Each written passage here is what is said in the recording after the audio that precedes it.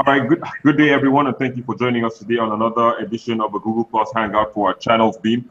Today we're looking at the End SARS campaign that has been going on for quite a couple of days now, that has drawn so much traction on social media, that has also resulted in catching the attention of the police top hierarchy as well as even the presidency. And joining us today to look at this, we have Assistant Commissioner of Police, Abayomi Shogunle, who joins us from Abuja.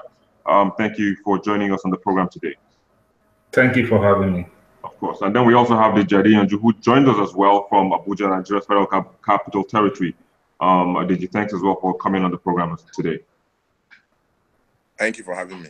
Of course. We have Bede. Bede joins us from the UK. Bede, it's a pleasure as well to have you on the program. Thank you for having me. Thank you. Yeah, so ACP Abayomi, let's begin with you. I mean, of course, you are on Twitter. You have a verified handle on Twitter as well. So you have seen all the comments that have been going on, you know, with the hashtag EndSARS. People have been complaining about violation to the SARS unit of the Nigeria police. How do you react to this?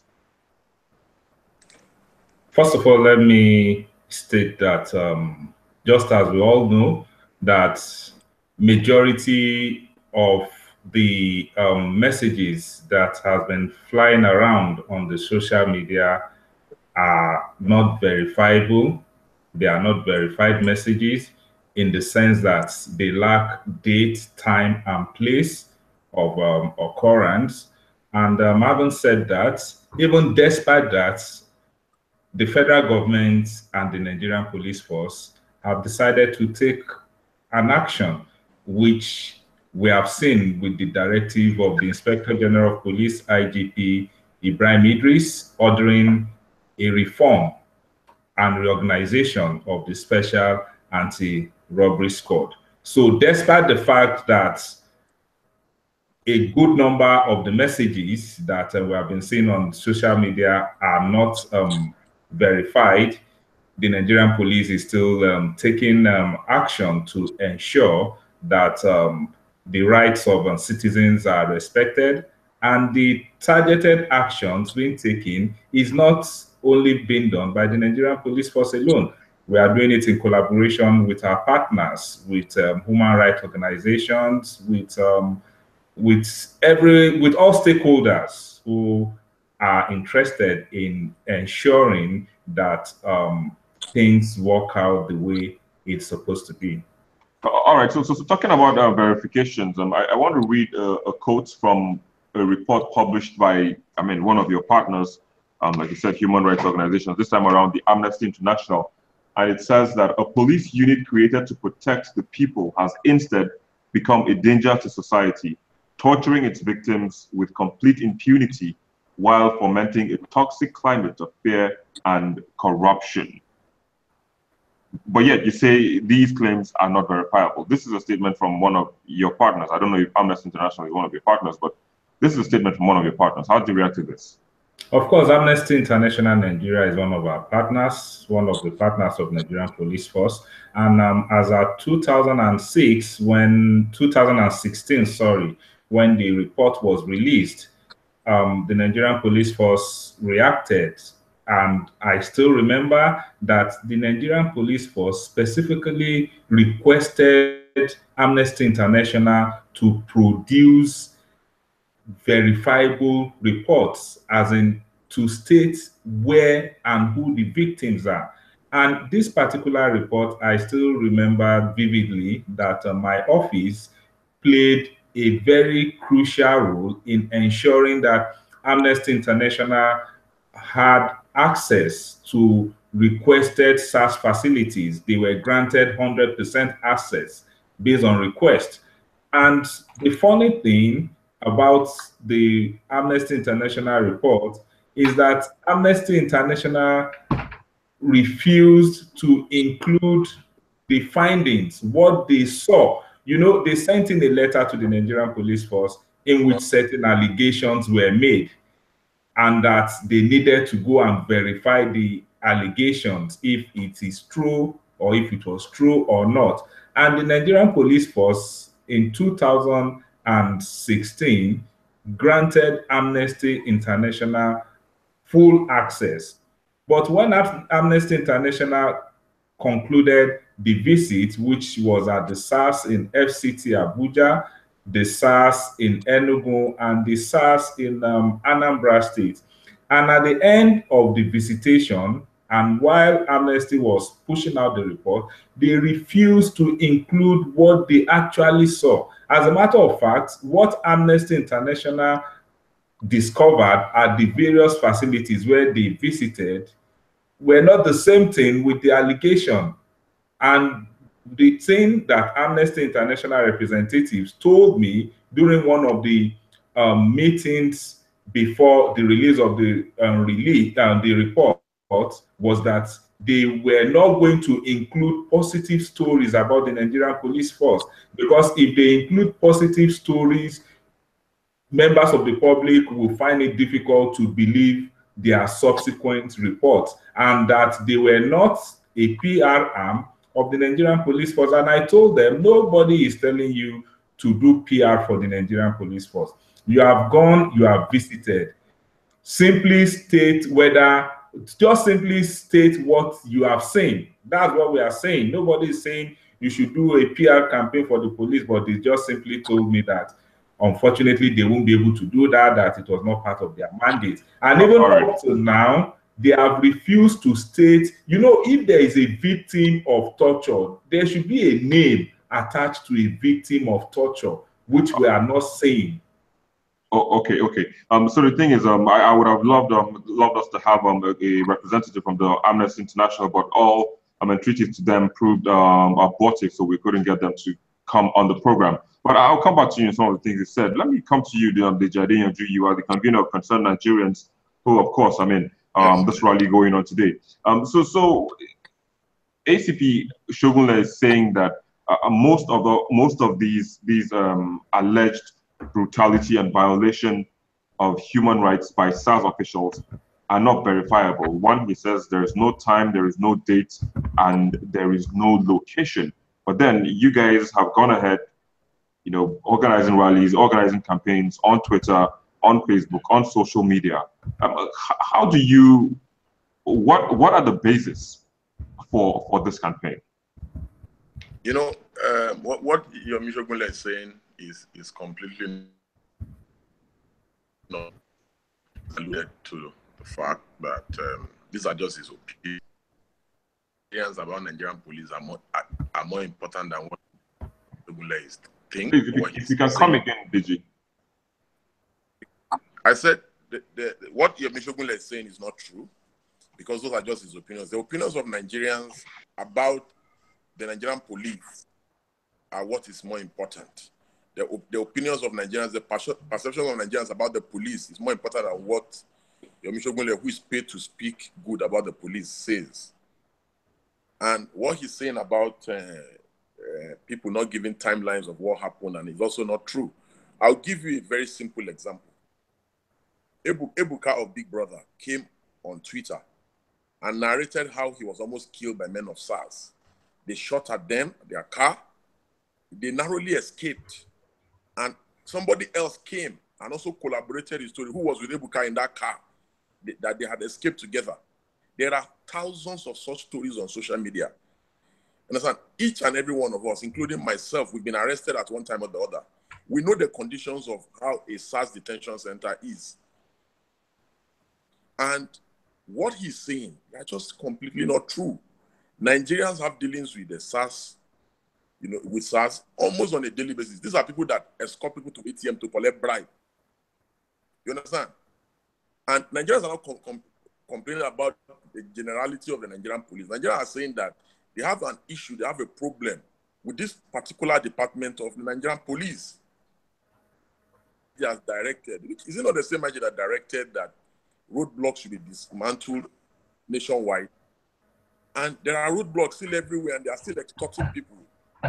So what Mr. Gule is, you understand, is not what Nigerians are saying. All right, so let me just... Yeah, did you? This man has been paid to pay. This man is paid monthly so that he can come and say things here in forums like this to make the police look good, and that's far from the reality. All right. Did you report your incident to the police when you had this incident? You said you've been arrested. I said Ebuka.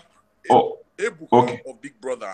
I've given you an example. I said, because he said most of the stories on the internet are not true, and that they don't have timelines, they don't have details. And I gave you an example. I said, Ebuka brother, former Big Brother housemate, Ebuka narrated to us on social media. He did a thread on how in Abuja, how they were attacked. He gave dates specific, he gave timelines of exactly what happened.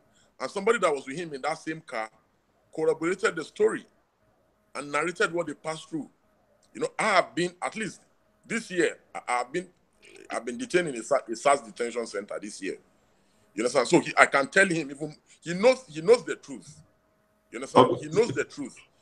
Majority of the people, the suspects in any SARS detention center, they have bullet wounds, and they take people out to even torture them. From the cell, you can hear them torturing people. So what is he saying? Oh, so but did you report your incidents? I mean, you know, to his office, which is the office that receives complaints of such. You see.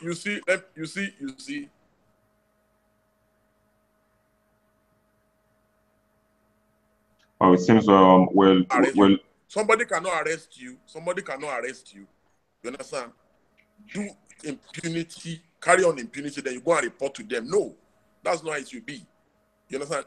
Because if you find that out that the police is doing what is wrong, and you report people 1, 2, 3, 4, 5 people have reported the incident and they don't do anything about it, you don't continue going back to go and report to them.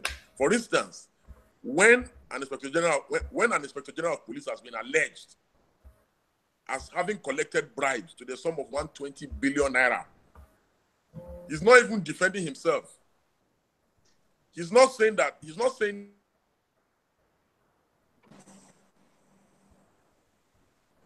He's not saying that. Hold on, let me step down. Let me step down so that an investigation can be done. You know, because that's what people do abroad. When you have been alleged of such thing, they will say, okay, you know, I want to step down so that I should be properly investigated. And it's a serving senator in a ruling party that has alleged that the IG, you know, has collected bribe to the tune of 120 billion. So an IG that has been alleged of collecting bribe, is it the one that will stop SARS from escorting people to ATM to collect bribe? Well, for now, we have a serious problem in the country. The IG, as we speak, the EFCC has not investigated the IG. Nobody has investigated the IG. Yeah, so in fact, in turn, I think they did mixing things up. But for now, I'll say that those are still speculation until the court of law, you know, confirms that or otherwise. Let's still leave that in the. But the senator that alleged the IG is alive. The senator that alleged the IG. That case is in court. That case is in court, and I think it will be wrong for us to discuss that case is pending in court. That the IG. Instead of investigating the issue, they charge the senator to court. You can imagine the impunity going on in this country. All right, so just can imagine the impunity. Just hold on, Deji. We'll come back to you in a moment. Of course, ACP Shogule wants to respond to some of those things he said, but let's hear from Abede, who is a citizen, of course, of Nigeria. I mean, Bede, who is a citizen of the country and has a bit to say. Bede, let's just get to have a sense of what you have to say. I mean, a lot of water has gone under the bridge since we started. ACP Shogule and Yomi and Deji, I beg your pardon. They've been going back and forth, you know, making their cases known. But what do you think about the SARS campaign? Thank you. I think the SARS campaign is a very sorry situation, but I think it's symptomatic of what is happening in every sector in Nigeria. SARS, I would say, is not naturally bad. When they were established, they started well. People liked what they were doing, but along the way, they derailed. And they have gone so bad that at this point, for me, the best thing to do is to disband them. The PC is talking about that the incidents were not verifiable or verified. And then the story he told about the Transparency International is baffling that he can say that. You come to a country, the onus of investigating crimes and everything that is threatening the peace of the indigenes is given to the police. And he's telling me that something is not verifiable. So if it's not verifiable, how is he now negating it? You cannot negate something that you have not verified to an extent. So he must be able to tell us that we have investigations and have found out that these things were not true. Or we have carried out our own investigations and found out that these things were true. If he tells you that there is no name to the people that were being molested, I've seen series of videos. These are not made up videos. Series of videos on internet. Even the problem they had with the governor of Rivers State. Was that one made up also? If he's telling us to, the people who are doing this campaign, I thank the concerned people for doing it. If he's asking them to provide the names of the people that were involved in those incidents, I'm also asking the police to provide the names of the policemen that were shown in those videos and where they were at those times. He cannot come here and tell us that they were not verifiable, which is the simplistic way the people wish away things in Nigeria. You just say something someone says is not verifiable. How can you verify it? If I tell you my own personal encounter with the SARS people, you will see how deep this thing has run. There was a time I was coming from Akwa Ibom to Enugu State. No. I was going from Enugu to Akwa Ibom State with my cousin. I just came into the country, and these SARS people stopped me along between Okigwe and Umuahia. And they said they wanted to check the particulars of the car. I gave them the papers I had. They checked and then said that the engine number and the chassis number were not the same, but the person that wrote it said that they were the same. I said, you can see that the government agent that you represent, the government agency was paid to write this and they wrote it wrongly. So thank you very much for finding it out. We are going to correct it. The man said, am I here to write engine number for you? That I have to give them money. They took us into one village, in a bush, in a derelict building. And they said that it was their office, no signpost, nothing. At that point that my cousin started calling my brother. And my brother said, please be, whatever these people want from you, give them the money and come out alive. So, all right. So let me just hold you there. I mean that's but I would have thought that is due diligence. First and foremost, they were able to spot the fact that there was a discrepancy from a sister agency. I mean, it might not be, a security agency, but there was a discrepancy somewhere that should have been corrected. Shouldn't you give them a kudos for that?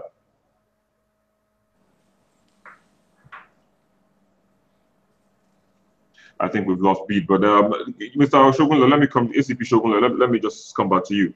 So you heard Deji and you heard Beat speaking about their experiences, and of course I noticed you were taking notes here and there, but how do you respond to some of these things? You see, each time I listen to discussions like this, so sorry, if you can come again. Each time I listen or I participate in discussions like this, I always discover the high level of ignorance of so many people regarding the way things work. The summary from here is that police should not do stop and search, which is impossible. Probably what DG and the guest in the studio want is that police should not be on the road, police should always be in the police station. The Inspector General of Police has given directive that roadblock should be discontinued with. This is happening. Although there are some few states where we have security challenges, cases of kidnapping, etc., which roadblock is still allowed.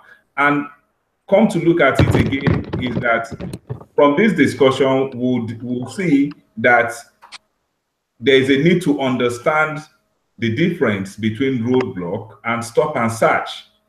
Police all over the world will conduct stop and search. Police will always stop you while you are on the road in any public place, either maybe as a result of suspicion or maybe as a result of trying to prevent a crime or trying to resolve a crime from happening. That is one. Then another thing again I've discovered, which I'm still standing on, is that for I think we need to agree on the definition of a complaint. If you say you are making a complaint without date, venue, time, can it a statement without a date of occurrence, venue of occurrence, time of occurrence, can it be said to be a complaint? I think we should agree on that before we leave this program. When you are talking about a complaint where you cannot say XYZ is the victim. Even if you cannot say XYZ is the victim, it is possible you might not know the victim, but you should know the place. It is important. Can we take a statement without a place, a venue of occurrence? Can we take it to mean a complaint? That is one. Then another thing is, we all know that we have what we call the Public Complaint Rapid Response Unit, PCRRU. That is the unit which I head. And we all know that means of contacting the unit is widely published. We have billboards in major cities.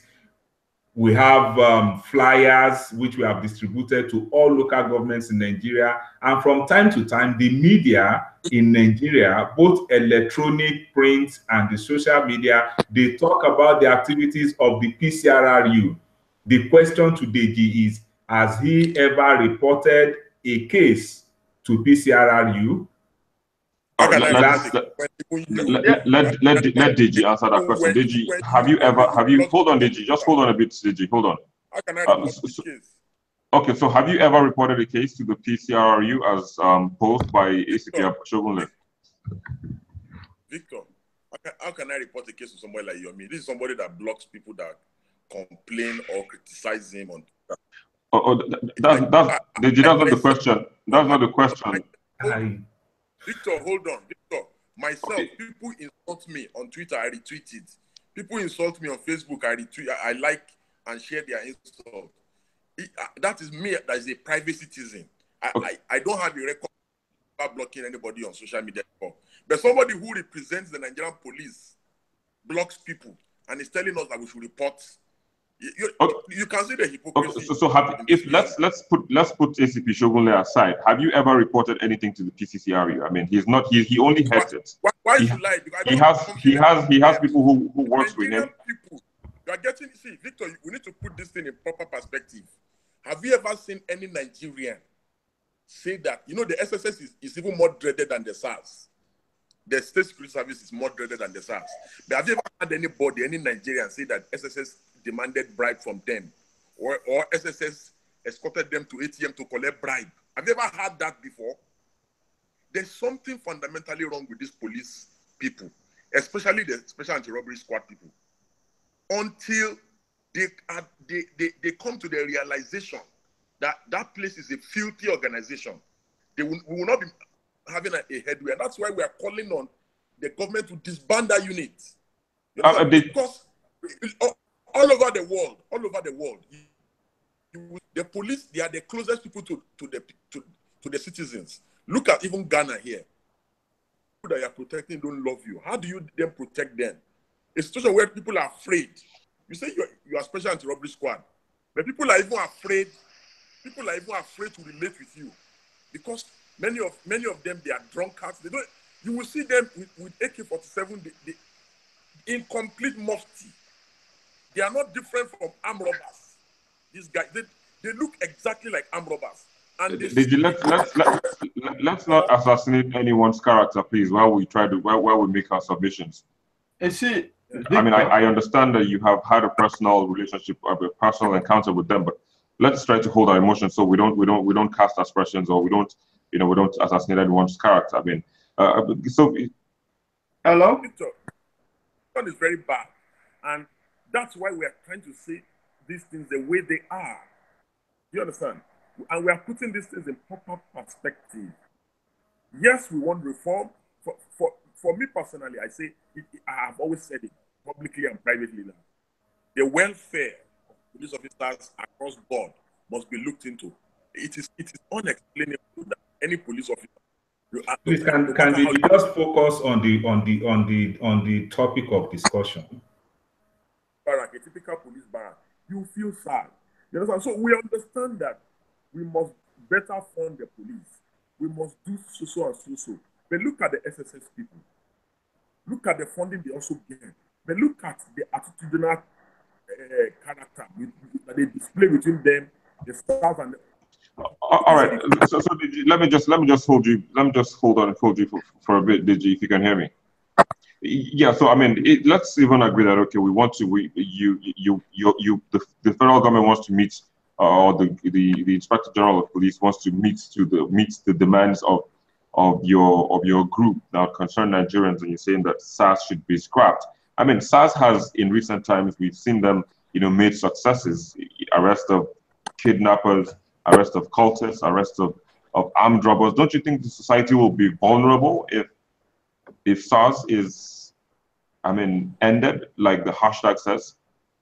You see, we have said that a department, maybe similar should be set up in its place, and this department should they can even seek the help of the state security services in training, because it's not about the people dreading SARS. It's about professionalism. The police all over the world, because they always come in contact.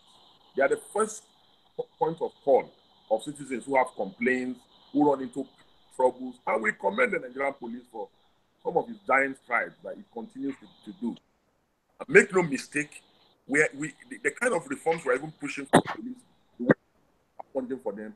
See, I've been in a situation where police, when they are confronted, because they are underfunded, most police formation, I don't know whether there's any. Most police formations across the country, they don't even have a lie detector. Understand? So when they want to interrogate, what they use is talk through. They use that button to beat people. So we want a situation where they can be better equipped, better funded. We want this. Firstly, we acknowledge that the police, we just believe the SARS thing just has to go. They must set up a robbery and other. This department must give premium to training, because it's about there's no professionalism in what this. You just believe that by intimidation, that's the job done. If someone,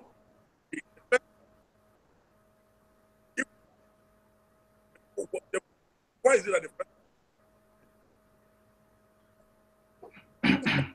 Okay, Deji, we're kind of losing you, Deji. We're kind of losing you. They are not killed. Why must you kill people? Why must you do things outside the law, outside the book? If you a law enforcement agent, you should be the first to obey the law. It's just like someone who is a breaking law. Somebody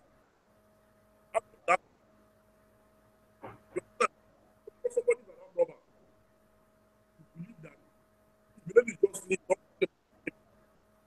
So why?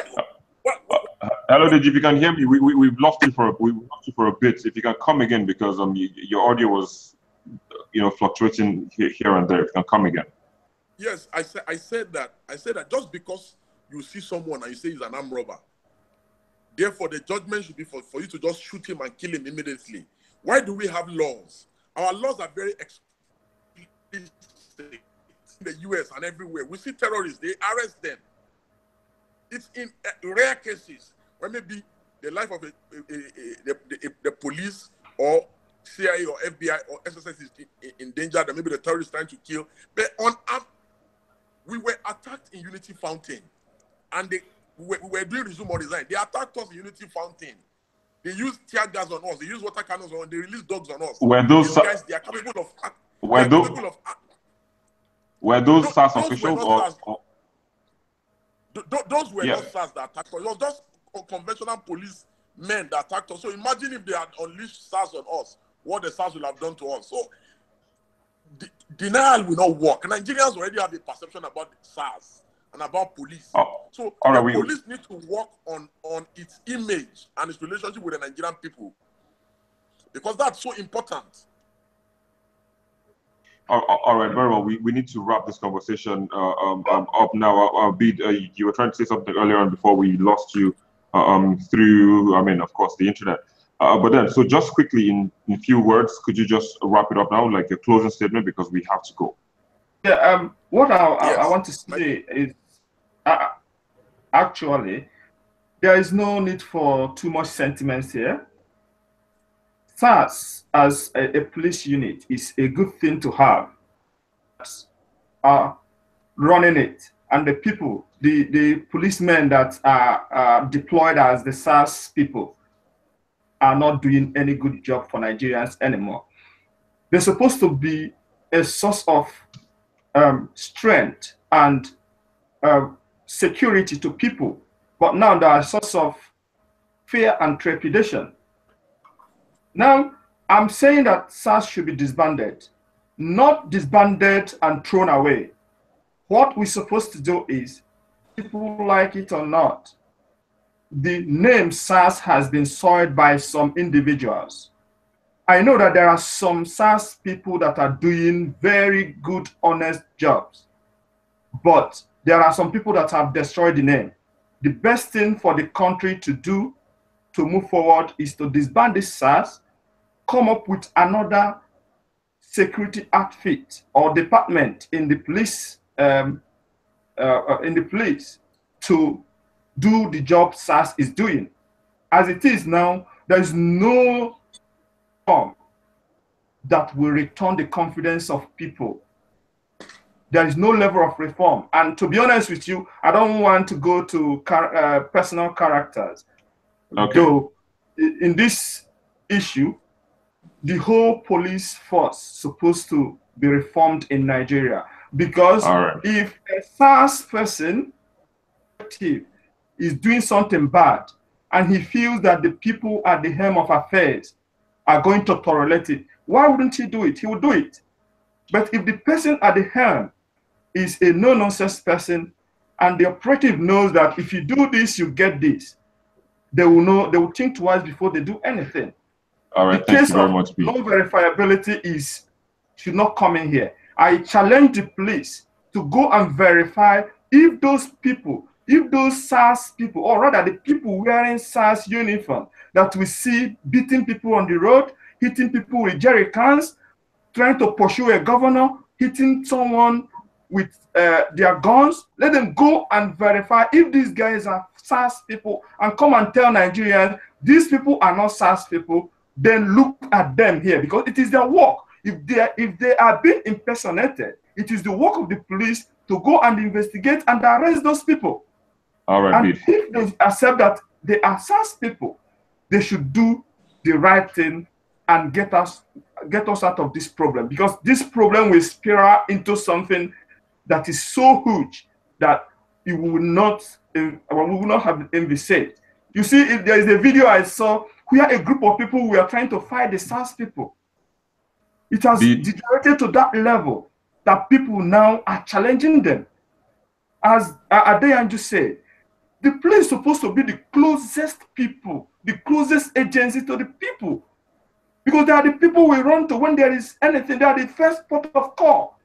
All right, B, thank you so much for your contributions, but we have to hold it here. Let's also hear from ACP Shogunle before we wrap this conversation up. ACP Shogun, just in few words also, let's get your closing remarks. Let me just mention some of the... sorry, can you come again? Yeah, let me just mention some of the highlights of the reform of SARS that has been ordered by the Inspector General of Police, IGP Idris. Part of the reform includes retraining, which the Nigerian Police Force is doing in partnership with stakeholders. Part of the reform of SARS also includes setting up of SOP, Standard Operating Procedure, which the SARS will be guided by. Part of the reform also includes appointing a commissioner of police who is in charge of SARS at the force headquarters. And all the officers in charge of SARS at the state commands would not be less than a superintendent or chief superintendent of police. Part of the reform also includes investigation of complaints by investigation of allegations against SARS by the IGP X Squad. And if the G doesn't want to report a case to PCRRU because I block people on Twitter, the courts are there. He should take his case to court. The same question I'm asking is what the court will ask him. If he doesn't want to report to PCRRU because I block people on Twitter, he should take his case to the National Human Rights Commission. National Human Rights Commission will still ask him the same thing I'm asking him. Thank you very much, ACP Shogunle. Deji, also, let's just get to you in few words. I mean, like ACP just did now. Let's get your closing remark. We have to go. Well, Victor, you know, like I said, the police, they're supposed to be the closest to the people because they are the first point of call and they're the closest to the people. But you can see the apathy between the people and the police, and it should not be so. The police should work on the public relations with the people. The police should be more friendly with the people. This whole idea of intimidating people and show, it's not a show. It shouldn't be a thing about show of force, because that's the major thing that Nigerians are against the SARS, Special Anti-Robbery Squad. And I think that they need to rebrand the police, you know, entirely, because I think, and the rebranding should be in such a way that it makes people to have confidence, build confidence in the people. And the police must be always willing to take criticism, because that is the hallmark of democracy. You understand that? The ability to take criticism when people say unpleasant things about you. And when people say unpleasant things about you, and you know that these things are unpleasant, but because because you can see the mentality of Yemi. The way he's sounding, it's not sounding like somebody that is being paid by the taxpayer. It's not like as if he's doing us a favor. You understand? And that's why he can open his mouth on national TV and say that if I block people on Twitter, imagine he can't say that in America. We cannot say that in America because we pay you and you are there to listen to us. You are not there to block anybody. You don't have the right to block anybody because you're a public official. And that's not true, Deji. So that is the mentality I've been talking about that needs to change. This whole mentality that because you are wearing the uniform, you are superior, or you have something that somebody does not have. There's nothing that Yomi has that I don't have. There's no capacity that Yomi has that I don't have. All right, Deji. If I, a private citizen, do not block people, why should he, who is the image maker of the police, why should he block people? All right, that will be all the Jadi and Drew concerned Nigerians. Thank you as well for joining us on the program. ACP Abayomi Shogunle, head of the PCRRU, I beg your pardon, as well as Bede, who joins us from the UK.